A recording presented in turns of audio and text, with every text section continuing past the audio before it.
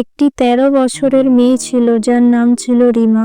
রিমার ছোট্ট জীবনটা ছিল খুবই সাধারণ, কিন্তু তার স্বপ্ন ছিল বিশাল। সে দেখতে ছোট হলেও কিন্তু ভাবত বড়।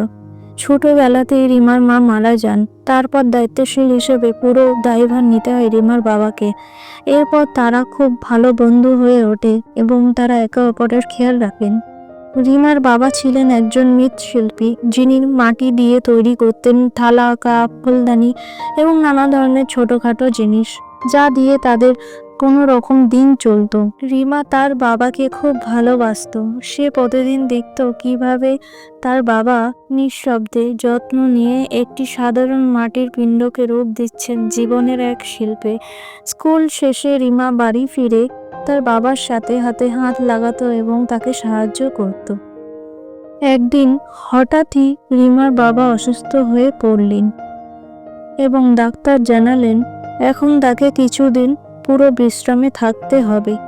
এই শুনে রিমার চোখে মুখে চিন্তা। সে ভাবে, বাবার কাজ কে করবে?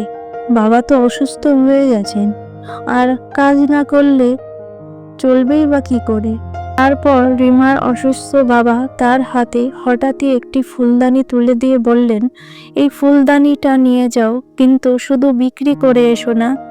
এমন কিছু করো যাতে কেউ এটা শুধু জিনিস হিসাবে নয়, ভালোবাসা হিসাবে দেখে।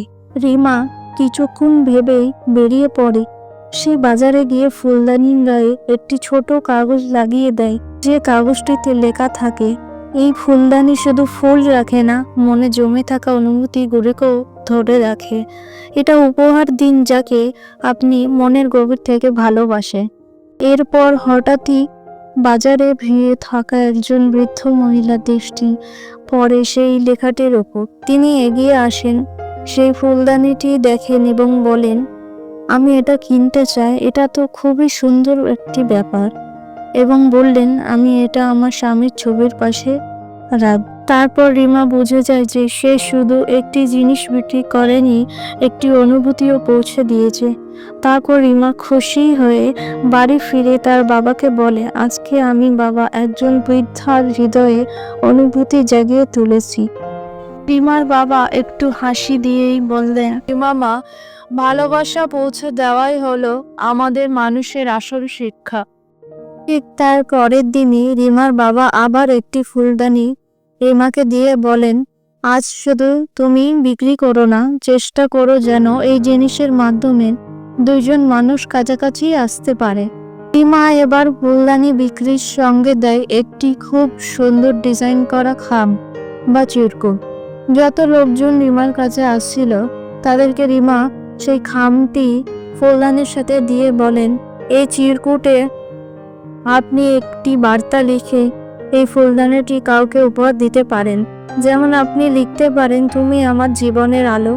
এই একটি ছোট বার্তা অনেক মানুষের জীবনে একটি বড় হাসি আনতে পারে। এরপর ফুলদানির চাহিদা হঠাৎই বেড়ে যায়। সবাই নিজেদের অনুভব প্রকাশ করার সহজ উপায় পায়। রিমা দেখে মানুষ শুধু জিনিস নিচ্ছে না, তারা সংযোগও তৈরি করছে।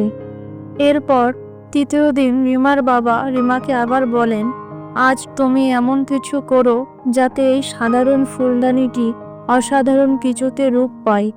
এমন কিছু যা মানুষের জীবনে পরিবর্তন আনতে পারে এবং 5 গুণ বেশি মানুষের মন ছুঁতে হবে তোমায়। তারপর রিমা এই ভেবে চলে যায় তার স্কুলে।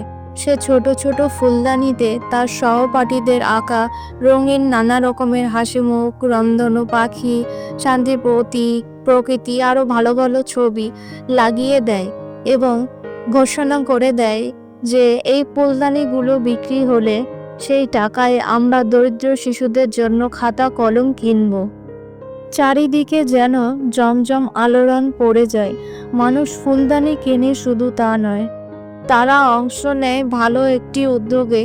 তারপর রিমা বাড়ি ফিরে এসে বাবাকে জড়িয়ে ধরে বলে, আমি আজ শুধু বিক্রি করিনি বাবা, আমি আজ মানুষকে একসঙ্গে এক সংগঠনে এনেছি।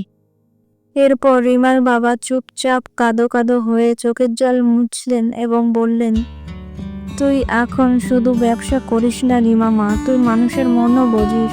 এটাই হলো আসল শিক্ষা।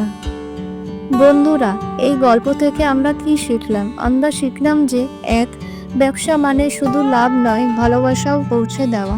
একটি ছোট পণ্য যখন মানুষকে ছুঁয়ে যায় তখন সেটি জিনিস নয়, অভিজ্ঞ কিছু হয়ে ওঠে। দুই, সম্পর্ক আসল সম্পদ।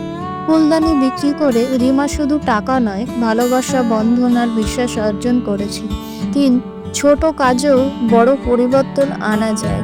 একটি ছোট বার্তা, একটি সাধারণ ফুলদানি, এই দুটো দিয়েই কেউ একজন জগৎটাকে একটু সুন্দর করে তুলতে পারে। তাহলে বন্ধুরা, আপনি কি শুধু জিনিস বিক্রি করছেন নাকি মানুষের মনে কোনো স্পর্শ রাখছেন?